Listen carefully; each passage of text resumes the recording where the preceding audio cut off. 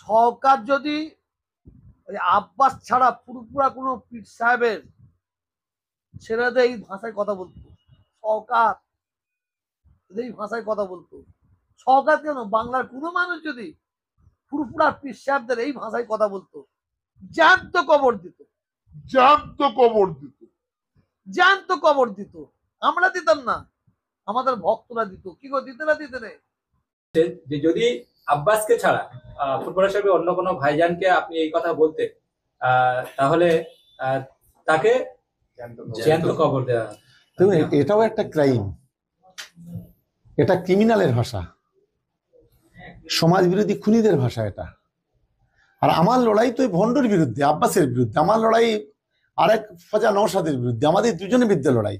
अच्छा हमको सिखा रिया है।